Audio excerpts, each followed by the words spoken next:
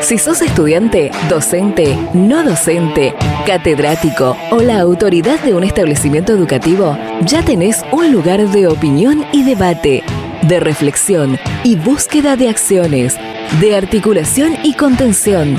Durante los próximos minutos, escuchá Data Universitaria, con la conducción de Facundo Acosta.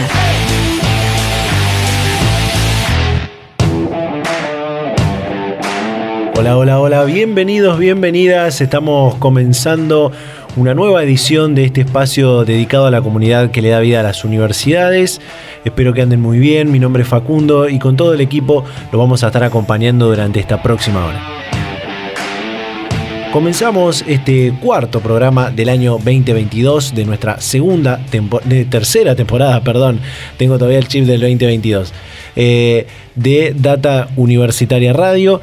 En este año 2022, corrijo, con nuestra tercera temporada, que está saliendo ya para muchísimas radios de todo el país, de todo el interior del país, a las que por supuesto siempre agradecemos cada vez que comenzamos el programa, porque son de vital importancia para poder seguir comunicando todo lo que pasa y va a pasar en el mundo universitario. El programa de universidades verdaderamente federal, independiente y objetivo, que traemos todos los fines de semana para compartir la información del mundo universitario. Aquí donde compartimos temas de educación, de ciencia, tecnología, desarrollo, extensión, vinculación, de investigación, de la política de la sociedad y de muchos temas más. Les recuerdo, ya que estamos comenzando, que nos pueden seguir en nuestra página web, en nuestro medio digital, durante toda la semana, ver todo lo que pasa en el mundo universitario a través de datauniversitaria.com.ar y también a través de las redes sociales, en Facebook, en Instagram como @datauniversitaria, en Twitter como @dtuniversitaria. También se pueden comunicar, que de hecho ahora que lo estamos nombrando, se están comunicando muchos oyentes todos los fines de semana, a los que intentamos por supuesto responder a todas sus consultas a través de nuestro número de WhatsApp, el 11 64 03 37 71, donde nos pueden preguntar algunas cosas que quieran saber de su universidad en particular, o de lo que respecta al mundo universitario, o si necesitan llegar hasta algún dato, algún ámbito de su universidad. Así que bueno, de esta manera vamos comenzando este programa en el que tenemos varias comunicaciones que tienen que ver con un día en especial que ocurrió esta semana, esta conmemoración del Día Nacional de la Memoria, y vamos a estar hablando, compartiendo, mejor dicho, porque son comunicaciones que fuimos haciendo durante la semana, por un lado con un investigador de la Universidad Nacional de Cuyo, que hizo una recuperación histórica de lo que pasó en la última dictadura militar con las juntas militares y las universidades nacionales. Una investigación que está recopilada en una web, en Recuperar la Historia Universitaria, que es parte del Consejo Interuniversitario Nacional y que se presentó el año pasado, y que justamente para este mismo espacio hicimos una comunicación en ese sentido con la coordinadora de la Red de Derechos Humanos del CIN, y ahora podemos hablar con este investigador que hizo toda esta recuperación histórica, que nos va a estar contando muchos detalles interesantes. También con una investigadora y docente, politóloga de la Universidad de Villa María, para hablar fundamentalmente del contexto social y político, ¿no?, de esta conmemoración del Día Nacional de la Memoria, la Verdad y la Justicia. Y también de algo que comentamos muy por arriba la semana pasada, que tiene que ver con esta conferencia mundial de la educación superior, que es organizada por UNESCO y se va a llevar adelante en junio de este 2022 en Barcelona. Así que vamos a estar hablando de cómo se está preparando las universidades argentinas y las universidades de la región iberoamericana para esta conferencia mundial. todo esto vamos a estar compartiendo en este programa, pero antes me parece importante contarte algunas noticias que puedes encontrar en nuestro sitio web datauniversitaria.com.ar. Data Universitaria. Información, comentarios, entrevistas, investigaciones, todo lo que te interesa saber del mundo universitario. Las 24 horas del día y en el momento que quieras. Visítanos en datauniversitaria.com.ar. Las noticias del mundo universitario las encontrás en datauniversitaria.com.ar. Por ejemplo, más de 180.000 dosis aplicadas en vacunatorios de la UNTREF. La vacunación contra el COVID-19 se mantiene a gran ritmo en ambos vacunatorios que tiene la Universidad Nacional de 3 de febrero y a casi 6 meses de iniciada la campaña masiva de inoculación se llegó al hito de 182.189 dosis aplicadas a hombres y mujeres de diferentes edades. La Universidad Nacional de Villa María dictará óptica y contactología en su sede de Córdoba. La licenciatura en óptica y contactología es una carrera que pertenece a las propuestas consideradas como ciclo de complementación curricular y que, en este caso, tiene como antecedente a la licenciatura en óptica y oftalmología que se dictó de manera presencial entre 2007 y 2018. La Universidad Nacional de La Plata participó de Satellite 2022. La convención Satellite 2022 es el evento más importante de líderes de opinión sobre el espacio y los satélites del mundo que se lleva a cabo en los Estados Unidos. Por primera vez, un pabellón argentino participa de esta muestra en Washington con el objetivo puesto en la generación de empleo de altísima calidad, en exportar bienes y servicios de valor agregado, en conseguir inversiones en capacitación y en poner en valor a especialistas argentinos. UNCAUS y SECHEP realizarán un proyecto nacional de energías renovables. El rector de la Universidad Nacional del Chaco Austral, Germán Westman, junto al vicerrector Manuel García Solá, recibieron al presidente de Servicios Energéticos del Chaco, empresa del Estado Provincial, SECHEP, Gastón Blanquet, y al gerente comercial, Carlos Olivieri, para realizar de manera conjunta un proyecto nacional de energías renovables destinados a las zonas rurales de la provincia de Chaco. Y este es un informe que publicamos en datauniversitaria.com.ar junto a la gente de redacción de este medio, que se titula ¿Cómo fue el reinicio de las universidades a las clases presenciales? Tras 2 años de restricciones y clases virtuales por la pandemia del COVID-19, universidades nacionales de todo el país retomaron sus actividades en marzo con cursos de ingreso, exámenes y dictado de clases mayoritariamente presenciales. Autoridades universitarias señalaron que el foco está puesto en la presencialidad, aunque varias universidades mantienen algunas actividades en forma virtual, y coincidieron en que el principal desafío será incorporar la cuestión de la bimodalidad y las metodologías híbridas. Bueno, estas son algunas pequeñas y breves noticias que puedes encontrar toda la semana, todos los días en datauniversitaria.com.ar con toda la información de lo que pasa y va a pasar en el mundo universitario. Data Universitaria, con la conducción de Facundo Acosta. Bien, ahora sí vamos a ir a compartir la primera comunicación de este programa, y como te contaba en la apertura, la semana pasada estuvimos hablando de este encuentro internacional que se va a dar a mitad de este año 2022, que es la tercera conferencia mundial por la educación superior que organiza la UNESCO, y junto al Ministerio de Educación, la Universidad Nacional de las Artes presentó un evento que es el coloquio regional rumbo a esta conferencia mundial. Un espacio en el que van a ir intercambiando ideas las universidades argentinas junto con otras instituciones universitarias de la región iberoamericana para llevar a esta conferencia mundial todos los planteos que refieren a las políticas de educación superior para la región y para Argentina en particular. Esta semana pudimos hablar con Daniela Perrota, que es secretaria de Desarrollo y Vinculación Institucional de la Universidad Nacional de las Artes y quien está vinculada de forma específica con este coloquio regional, el cual tiene a cargo la UNA, la Universidad Nacional de las Artes. Así que compartimos esta comunicación con la secretaria de Desarrollo y Vinculación Institucional de la Universidad Nacional de las Artes, Daniela Perrota.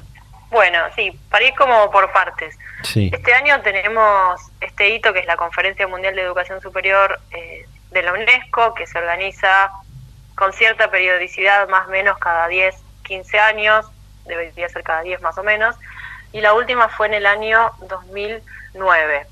Cada una de estas conferencias siempre estuvo antecedida, sobre todo para la región latinoamericana, de conferencias regionales de educación superior, y en Argentina la última fue la CRES 2018, que se hizo en la ciudad de Córdoba, que justo coincidió con el centenario de la reforma universitaria, y desde donde se establecieron una declaración y unas líneas de acción con un plan de acción para llevarlas adelante, que las instituciones y los gobiernos de la región encaminan en pos de alcanzar esos objetivos, teniendo siempre como punto principal en la declaración que la educación superior es un derecho humano, un bien público y social, y que es deber de los estados garantizarlo. En ese marco, lo que nosotros presentamos, hicimos en realidad el acto de lanzamiento junto con el Ministerio de Educación de la Nación, con la Secretaría de Políticas Universitarias, es un coloquio regional para generar un conjunto de mesas de debate en torno a 7 tópicos centrales para nuestra educación superior en la región latinoamericana,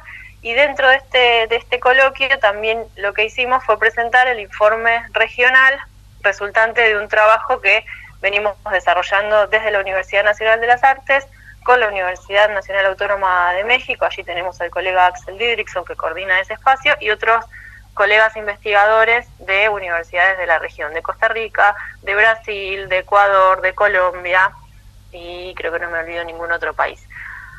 Lo que hicimos juntamente, porque también el acto de lanzamiento del ministerio, más allá de la importancia, ¿no?, de lanzar este coloquio regional para generar un conjunto de insumos y un espacio de movilización y articulación hacia la conferencia mundial, es que este informe regional que nosotros presentamos desde la Universidad Nacional de las Artes es el resultado de un proyecto de participación que obtuvimos en la universidad, auspiciado por la UNESCO en su programa de participación y con apoyo de las comisiones nacionales de cooperación por el UNESCO de Argentina, de México, y desde ahí también no solo la Secretaría de Políticas Universitarias nos acompañó en este proceso, sino que también la Dirección Nacional de Cooperación Internacional del Ministerio de Educación.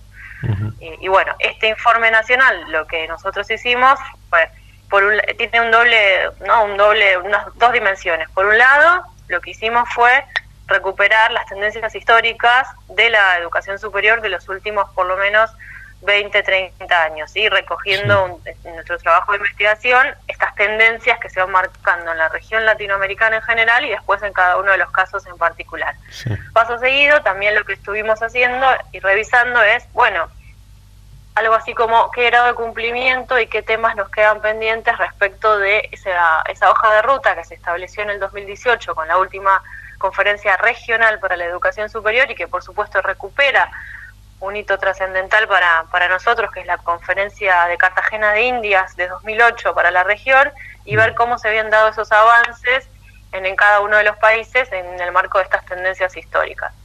Otro componente que se adicionó, porque el proyecto lo empezamos a idear, la conferencia mundial iba a ser el año pasado, y cuando nosotros empezamos a trabajar en este proyecto binacional pero regional, estaba justo el mundo conocía una nueva palabra, que era la pandemia global, así que también lo que incorporamos fue un análisis de, en cada uno de estos países, cómo la pandemia también implicó algunos escenarios de profundización de ciertas tendencias, de revisar otras, ¿no?, de mayores desigualdades en algunos puntos, pero también de potencialidades de democratización. Así que tenemos estos tres componentes, las tendencias históricas, la evolución de cómo esto, la evolución no sé, en términos teleológicos, ¿no?, ver cómo fue el desarrollo para la educación superior post, ¿no?, esta conferencia regional del 2018, los impactos de la pandemia, y por supuesto hay una línea que tiene que ver con prospectiva, de hacia dónde deberíamos, ¿no?, en clave, es un poco normativo, ¿no?, pero pensando,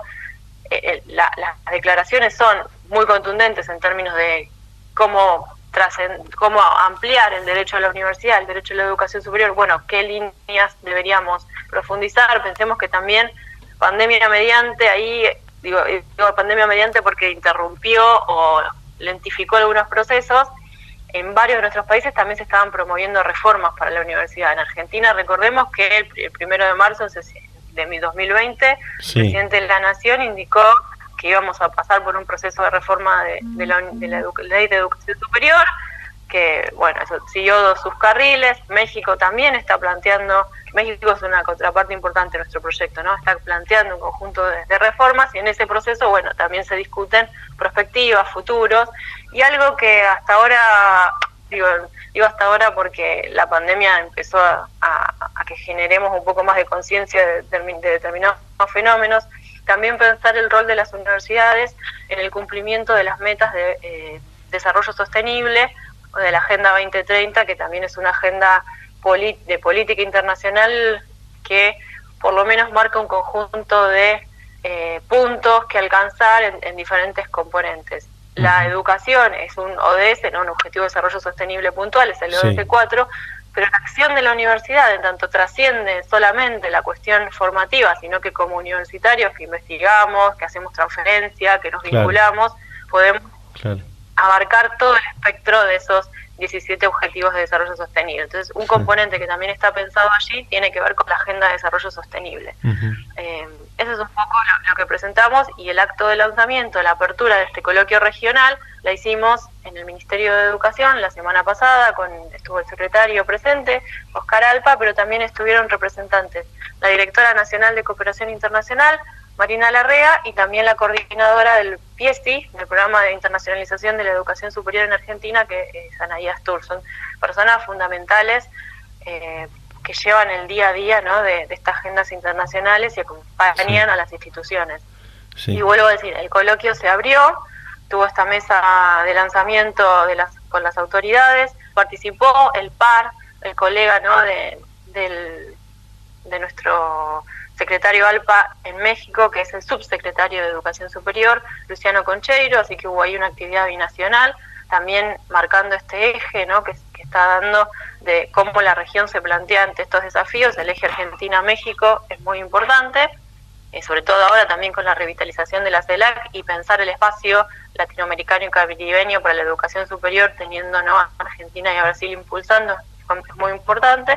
Pero luego tuvimos una conferencia en clave de diálogo político magistral, podríamos decir, con Ana Lucia Gazola, Marco Antonio Rodríguez Díaz, Axel Didrikson y Francisco Pancho Tamarit, que estuvieron recuperando esta trayectoria, ¿no?, de movilización de la comunidad académica universitaria y los gobiernos, ¿no?, latinoamericanos en cada una de las conferencias regionales a lo largo de la historia, y cómo se dieron los escenarios de presión, articulación para que las conferencias mundiales no den marcha atrás con algunas de las cuestiones que son centrales para, en términos, ¿no?, sabiendo que nuestra región es heterogénea, pero si tuviéramos que caracterizar, para poner una voz latinoamericana, ¿no?, en el escenario regional, que es muy importante porque hoy en día a esa conferencia mundial de educación superior que se va a hacer en mayo, 18, 19 y 20 de mayo en Barcelona,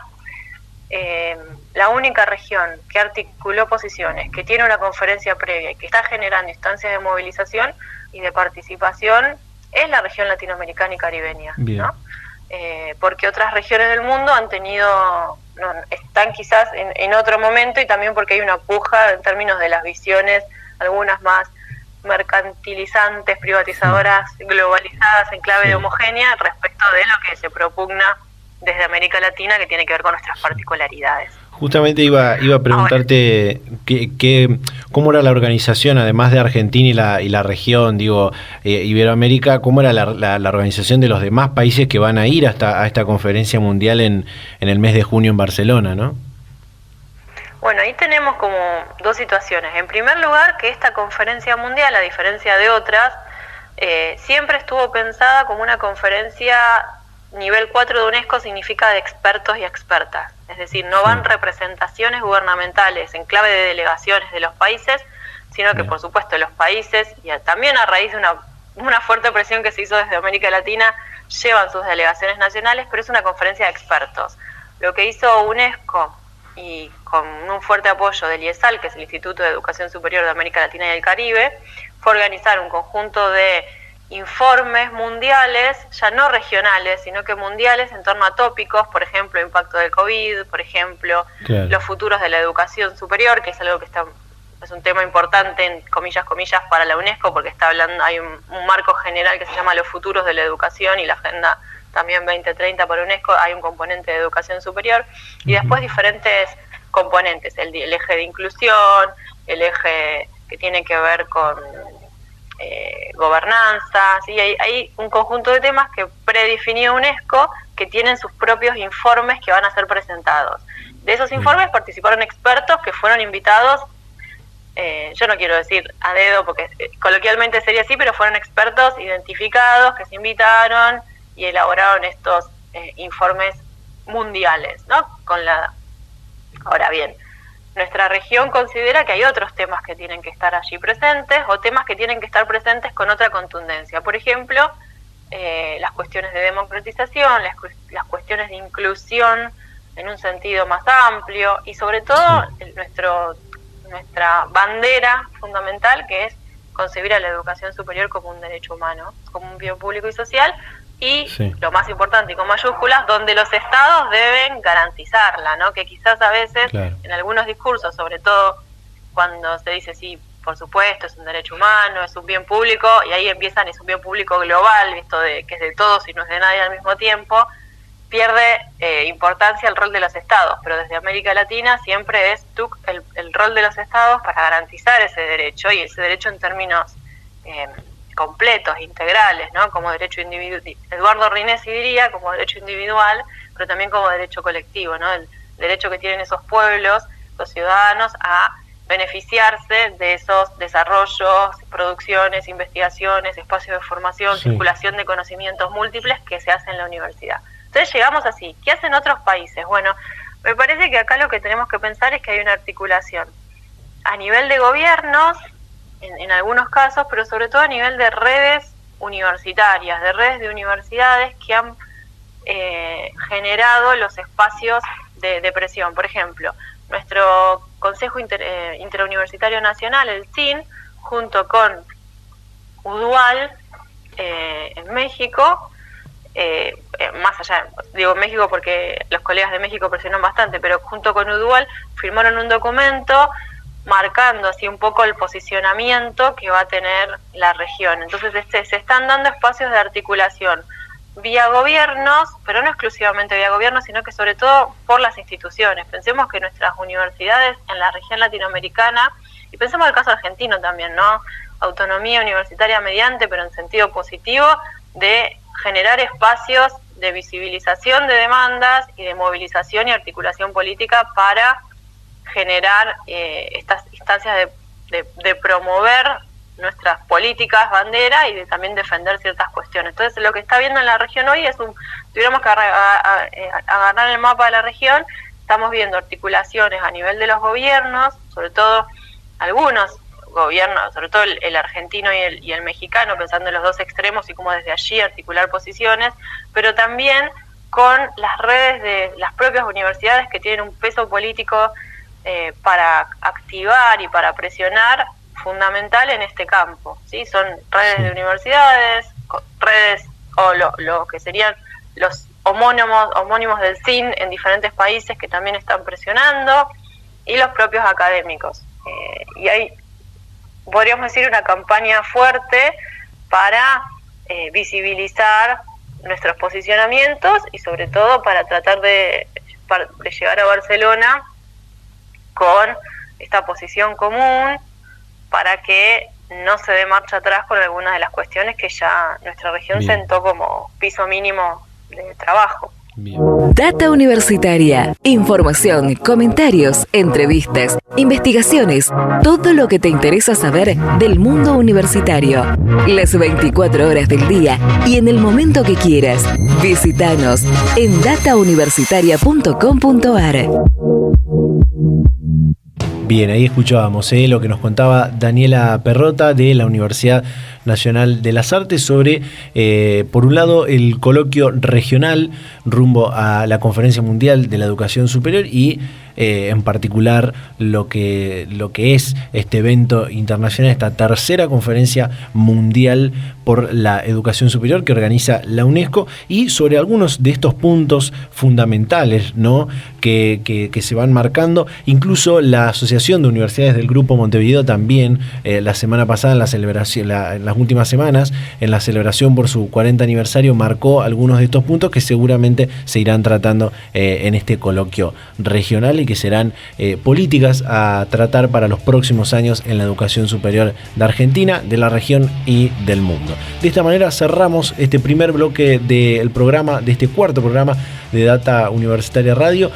Nos quedan varias cosas para compartir, entramos ya después en la parte del 24 de marzo, así que hacemos un pequeño corte y ya volvemos con más Data Universitaria Radio.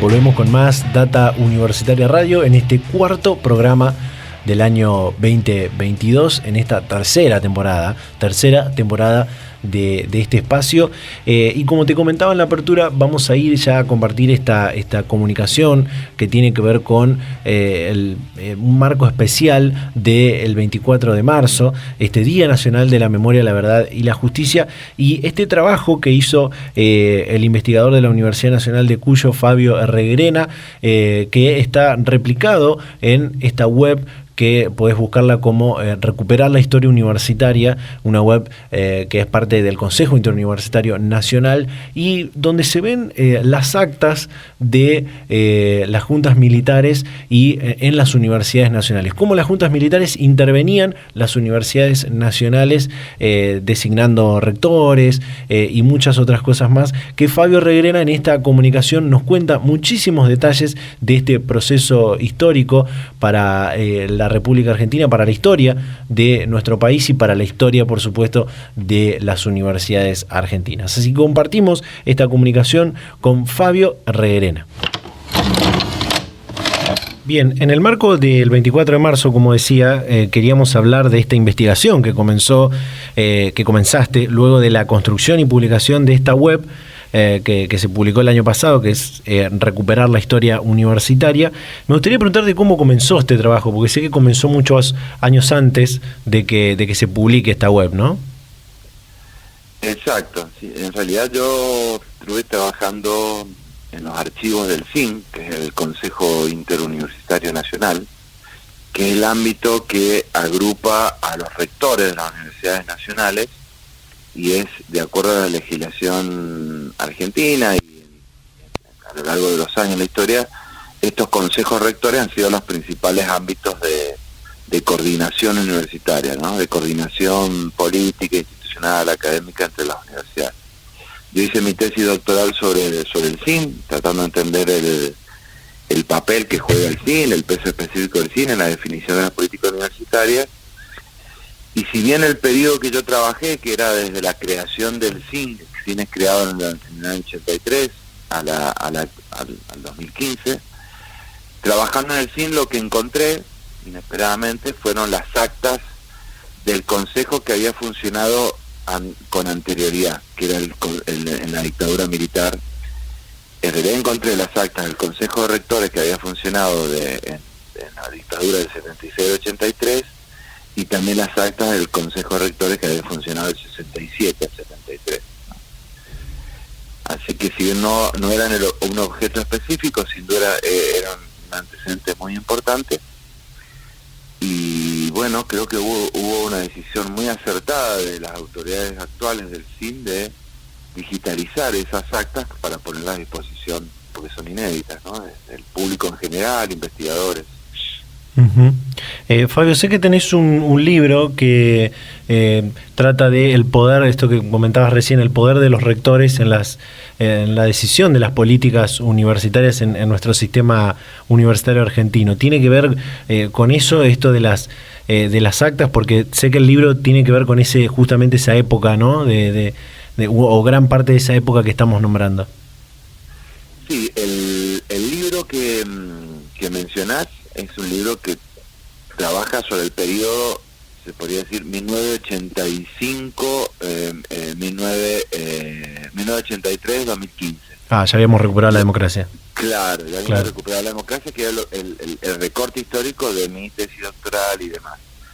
Lo que pasa es que yo ahí también en el mismo libro, lo pongo fuertemente como un antecedente a las experiencias previas, que habían existido. Y dentro de estas, en esta fecha tan importante para nuestra historia, para todo este proceso de memoria y verdad y justicia, también me pareció importante recuperar en el libro y en la tesis doctoral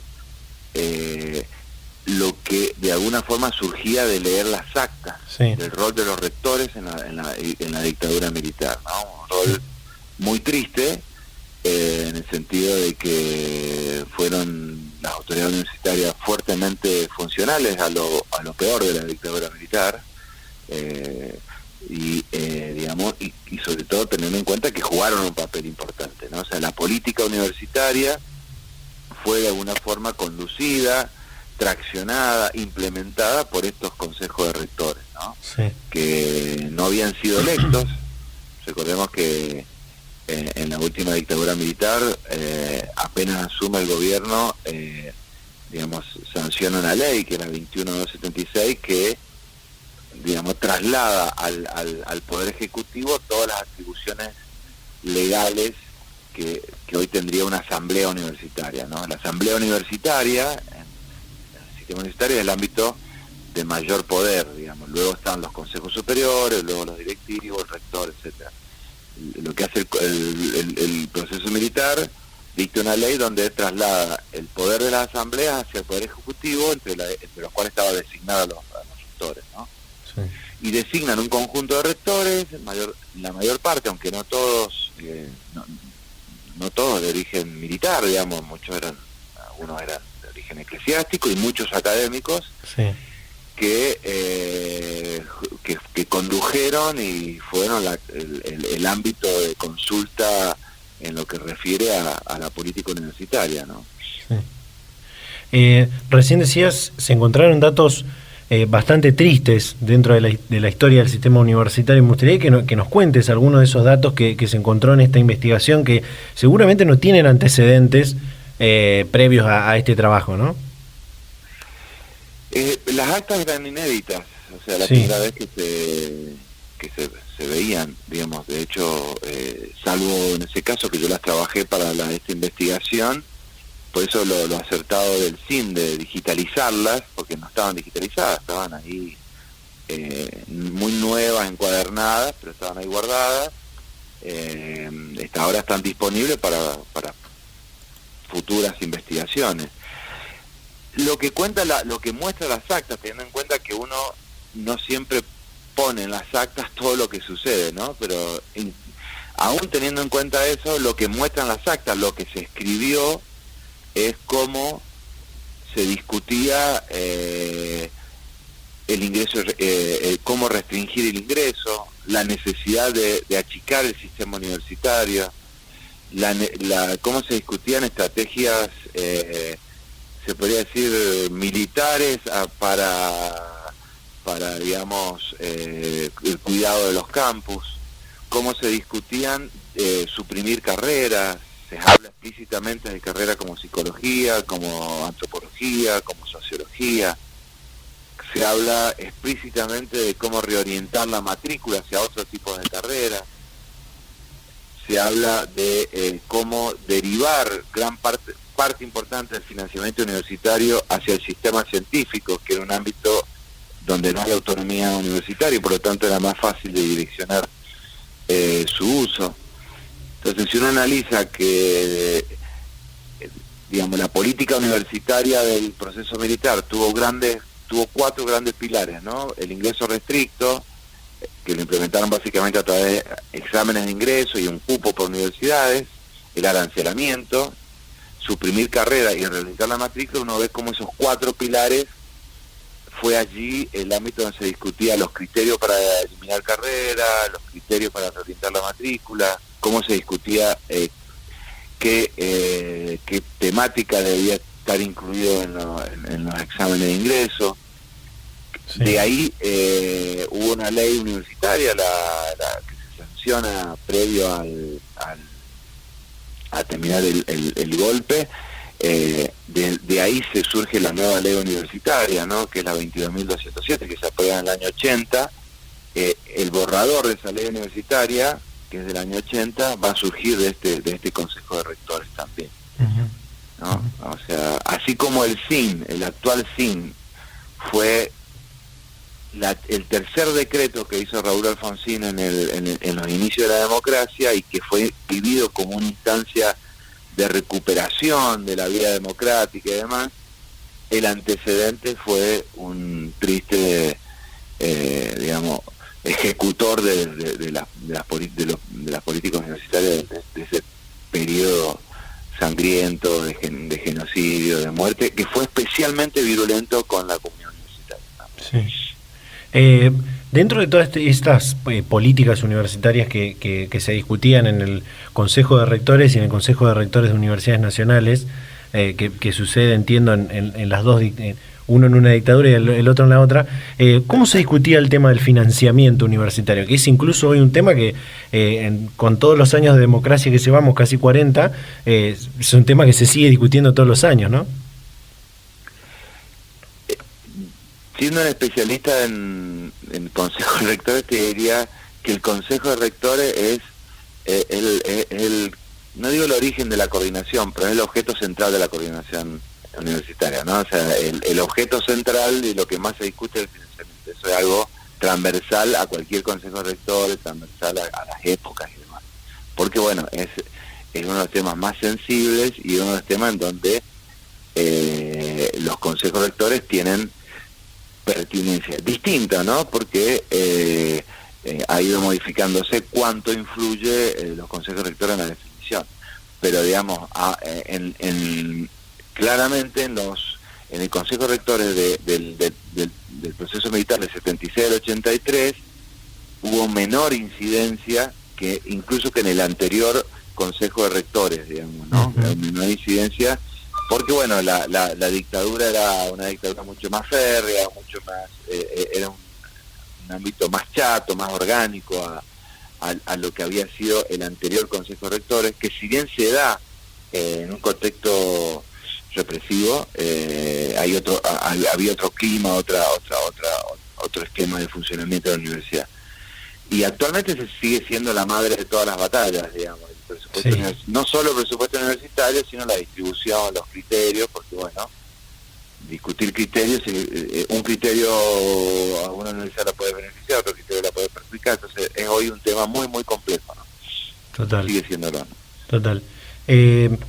Como decía al principio de esta comunicación y esta posibilidad de charlar con vos de toda esta investigación que tiene que ver con el funcionamiento de las universidades en el marco de estas dos dictaduras, lo hacemos también en un contexto justo en el 24 de marzo, y también esto sirve para recordar a aquellos estudiantes, docentes, trabajadores de las universidades nacionales de esa época que desaparecieron a causa de la represión de la dictadura. Incluso hay un antecedente que te voy a pedir que nos cuentes y nos detalles, que es la desaparición del rector de una universidad nacional, ¿no?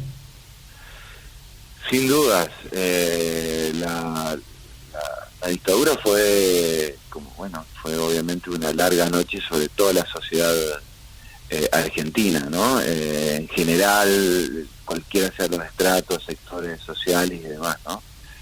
Pero también vale decir que fue especialmente violenta con las universidades, ¿no? Ahí todos los claustros, estudiantes, docentes, los militantes gremiales, digamos, fueron objeto de desaparición, detención y tortura.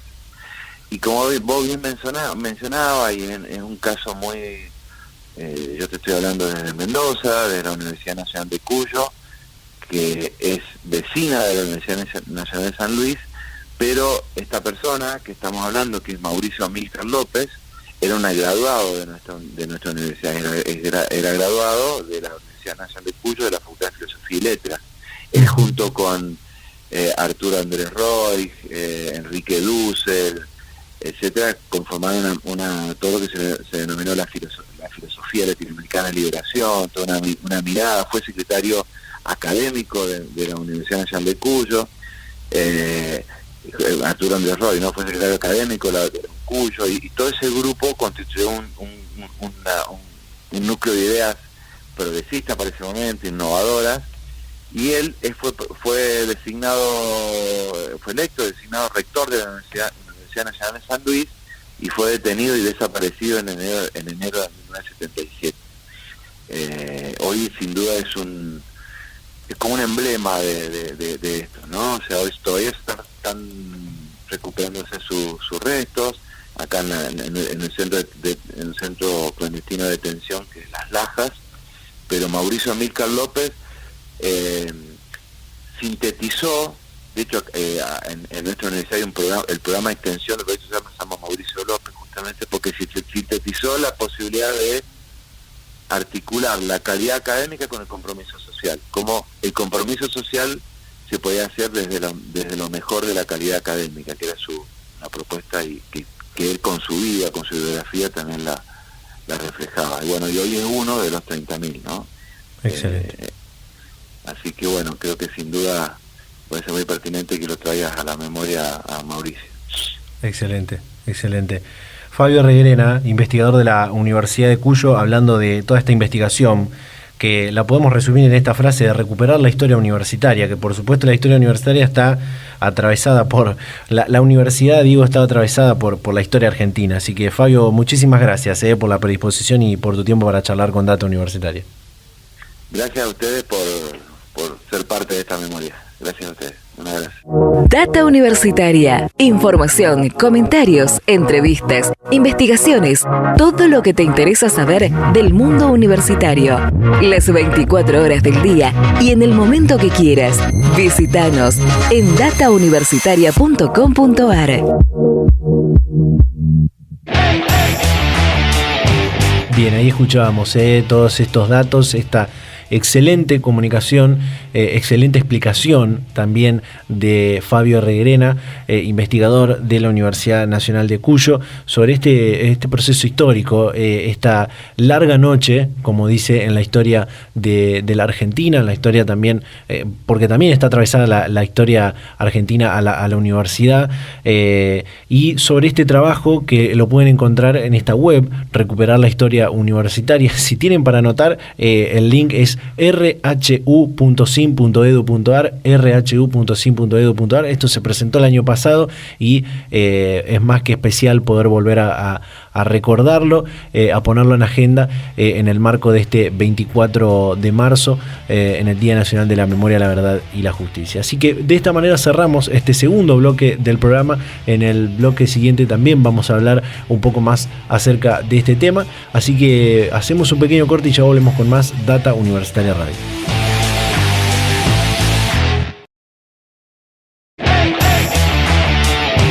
Seguimos en Data Universitaria Radio en este cuarto programa del año 2022, ya encaminados al cierre final de este programa, pero nos queda esta última comunicación que pudimos realizar justamente el jueves 24 de marzo en el marco del Día Nacional de la Memoria, la Verdad y la Justicia, con esta docente, politóloga, investigadora de la Universidad Nacional de Villa María, del CONICET, Virginia Morales, sobre este día, esta conmemoración que hicimos esta semana, pero fundamentalmente sobre lo que representa social y políticamente este día, este 24 de marzo, y con este contexto en el que las madres y abuelas de Plaza de Mayo y la gente que reclama por los derechos humanos vuelve a manifestarse en las calles, y también en el contexto en el que lo hace en la actualidad, luego de 2 años de no poder hacerse esta movilización, y de otros muchos temas más que pudimos hablar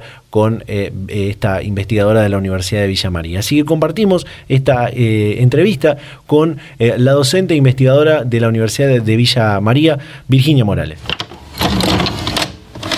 Bueno, estamos en el marco del 24 de marzo, día en el que conmemoramos la memoria, la verdad y la justicia, y me gustaría empezar por en qué contexto se da este recuerdo, esta movilización, esta conmemoración por este día tan importante en el año 2022. Bueno, ante todo me parece en un contexto que no es menor, en el que los organismos pueden volver a marchar en la plaza, en las calles, ¿no? Después de 2 años de llevar adelante las marchas en un contexto de pandemia y principalmente en medios digitales y virtuales y adaptados a la pandemia. Hoy me parece que este 24 es un momento en que se renueva, se va a renovar seguramente, ¿no? La fuerza que los organismos tienen en la calle, y de algún modo es recuperar ese vínculo y ese aspecto que las caracteriza y desde el cual no podríamos pensar, ¿no? Si no es pensar la lucha por los derechos humanos en Argentina en las calles, en las plazas, con los cuerpos en las calles y reclamando, demandando en el espacio público, ¿no? Sí, como es una fecha que siempre es muy conmemorativa para la sociedad argentina, también, dependiendo de la fecha, del contexto, se juntan algunas otras movilizaciones, algunos otros reclamos que son por allí más coyunturales, ¿no? ¿Cuáles serían algunos de esos temas que hoy están en agenda y que se pueden sumar también a esta conmemoración, a esta movilización del 24 de marzo? Bueno, me parece que dan cuenta las propias consignas con las que los organismos convocan este 24 de marzo, de esto que vos estás marcando, ¿no? Porque a esas consignas del nunca más, de son 30.000, de dónde están, por la justicia, con las que los organismos convocaban a intervenir los barbicos, se suman este año las demandas por la soberanía, por la democracia, por una justicia más democrática y antipatriarcal, y en el caso de la Asociación Madre de Plaza de Mayo también la consigna del no pago a la deuda. En ese sentido me parece que da cuenta, y seguramente me parece que lo vamos a ver en las diferentes plazas y calles del país, el acompañamiento de amplios sectores que, si bien quizás uno podría pensar que siempre han estado cerca de las madres, bueno, durante estos últimos años se han hecho mucho más presentes y se han profundizado esos acompañamientos y esos vínculos. Como pueden ser los feminismos, las organizaciones o las identidades disidentes, las organizaciones de la economía popular, las organizaciones contra el extractivismo, y claramente organizaciones políticas de arraigo nacional y popular, o peronistas, o kirchneristas, sectores más de izquierdas también. Y en definitiva, el gran campo que se construyó en torno a la oposición al neoliberalismo. Parece que hoy va a atravesar seguramente, el discurso de los organismos y esas movilizaciones y esos espacios y sectores que van a acompañar hoy a los organismos. Tengo visto y sobre todo nos han contado desde la universidad que venís trabajando e investigando sobre las madres y abuelas de Plaza de Mayo, que sin dudas son un símbolo de lucha por la memoria. Y quería saber cómo ves la reconfiguración, podríamos llamar, de este símbolo de movilización y lucha a través de los años y fundamentalmente en los últimos años, ¿no? Me parece que desde los inicios tienen esa marca las madres, las abuelas, de que, por decirlo de algún modo, qué hicieron o cómo usaron, cómo se apropiaron de ese lenguaje de derechos humanos, ¿no? Rápidamente, cuando hablamos de derechos humanos, hay todo un lenguaje internacional de derecho abstracto y universal, presente en organismos internacionales y en el mundo, pero que acá en la Argentina es particular, es específico, y eso lo lograron las madres y las abuelas. Con eso me refiero. Esos primeros momentos en que articularon esa demanda en torno a los derechos humanos, pero con un lenguaje muy centrado en la familia y en la maternidad y en la abuelidad, y después atravesando los diferentes momentos de dictadura, cómo fueron articulando ese lenguaje, ese concepto de derechos humanos con toda una serie de consignas y lenguajes de arraigo popular, ¿no? Y entonces, acá en la Argentina, los derechos humanos para confrontar y resistir al neoliberalismo, los derechos humanos para confrontar y resistir contra la dictadura, después contra el terrorismo de Estado, ahora más recientemente contra el genocidio, los derechos humanos para resistir y combatir también a todos los sectores conservadores y vinculados más a la derecha y a normas conservadoras en términos de género y de sexualidades, ¿no? Me parece que se ha ido reconfigurando esa lucha a lo largo de 45 años a partir de cómo las madres y las abuelas se han vinculado con una gran diversidad de movilizaciones sociales y cómo de ahí han ido nutriendo su propia lucha de todos estos rasgos populares, antineoliberales, anticonservadores, anti de derecha, digamos, y eso creo que es una particularidad también que hace a la Argentina y el contexto argentino. Sí, en esto de hablar en clave de derechos humanos aparece, y en este proceso, digo, de construir memoria para buscar la verdad y reclamar justicia, aparece, como mencionaste en algún momento, el tema de la soberanía, que también, por supuesto, reclamarla es un derecho humano, y soberanía que se vincula con otras fechas que se vienen en las próximas semanas, ¿no? Sí, claramente con, el 2 de abril, con la guerra de Malvinas.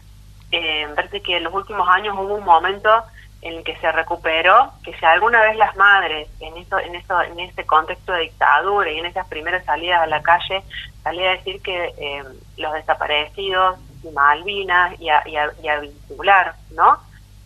Esas fechas, parece que en los últimos años se ha un poco recuperado ese espíritu perdido en algunas décadas de Argentina, y entonces hay una mayor vinculación entre el 24 de marzo y el 2 de abril, y también en las demandas, ¿no? En estas demandas de familiares de intentar recuperar o reconocer los restos de sus familiares que formaban parte del ejército y que aún están en Malvinas. Y toda una serie de demandas que han acercado esas fechas, que quizás hoy nos parece bastante obvio, pero que me parece que no es tan malo recordar que no siempre fue así, ¿no? Sí.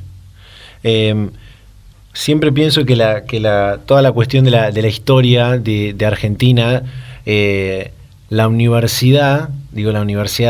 universidades argentinas atraviesan también su historia a la historia argentina. Y esto de lo que pasó en la última dictadura, la represión militar y todo el reclamo por la memoria y el reclamar la soberanía atraviesa fundamentalmente a la universidad, ¿no? ¿Hay algunos trabajos que tengas, que hayas investigado, que nos puedas contar, que tengan que ver con cómo atraviesa la universidad y el ámbito académico este reclamo por la memoria, ¿no?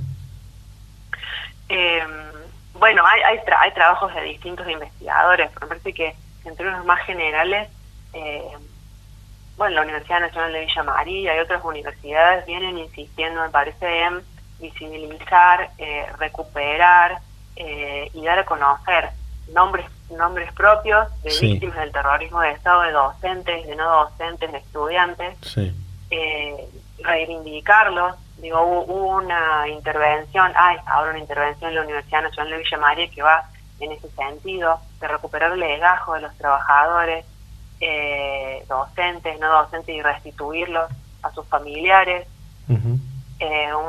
Una intención, me parece, y participación también de las universidades y de sus investigadores en los procesos de justicia en torno a los crímenes de lesa humanidad. Y también me parece que hay un vínculo muy fuerte, ¿no?, entre muchos investigadores de las universidades que se sienten interpelados por la propia lucha por memoria, verdad y justicia, y eso a lo largo de todo el periodo democrático me parece que ha ido ampliando no solamente el campo de investigación en torno a la última dictadura, sino que ha ido configurando y moldeando muchos de los debates de las ciencias sociales, y también entonces nuestros debates en torno a la política y a la coyuntura.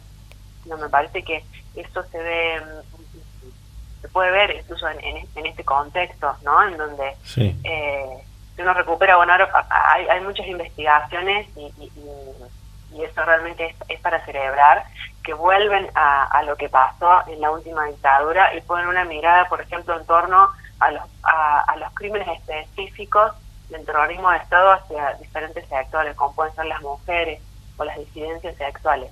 Y eso no es algo que se estudiado de manera sistemática, y que ahora se está empezando a hacer. Del mismo modo, empiezan a haber investigaciones, y que también es para celebrar, de las complicidades civiles respecto de esos crímenes de lesa humanidad, y entonces interpelados también por las propias demandas de los organismos, estudios, ¿no?, que recuperan los vínculos de la sociedad civil en torno al consenso en torno a la dictadura, los vínculos entre sectores empresariales, eclesiásticos y otros sectores con las juntas militares, no siempre ha sido sistemáticamente de nuevo estudiado. Y desde ahí me parece que hay un compromiso de muchos investigadores y cada vez más universidades en este sentido, de acompañar la lucha también en ese sentido. Totalmente.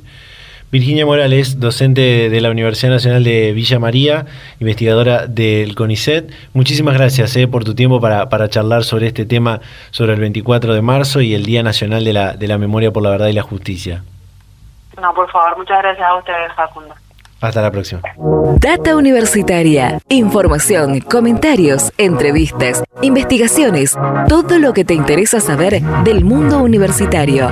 Las 24 horas del día y en el momento que quieras. Visítanos en datauniversitaria.com.ar. Ahí escuchábamos a Virginia Morales, docente, investigadora de la Universidad Nacional de Villa María y del CONICET, sobre todo lo que representa esta conmemoración del Día Nacional de la Memoria, lo que representa social y políticamente, las madres y abuelas de Plaza de Mayo y todo el contexto actual en el que se vuelve a hacer esta manifestación. Por supuesto, remarcar que es sumamente necesario seguir reclamando por la memoria para buscar la verdad y la justicia. Importantísimo siempre poder tener estos espacios para conmemorar esto que fue tan trágico y que hay que buscar que no vuelva a pasar una situación como esa en la historia argentina. Así que de esta manera cerramos este programa en el que hemos compartido mucha información. Al principio hablábamos de la conferencia mundial, la tercera conferencia mundial por la educación superior que se va a realizar en junio en Barcelona, con Daniela Perrota de la Universidad Nacional de las Artes, que nos contaba sobre este coloquio regional que organizaron y que se va a estar desarrollando durante marzo y abril.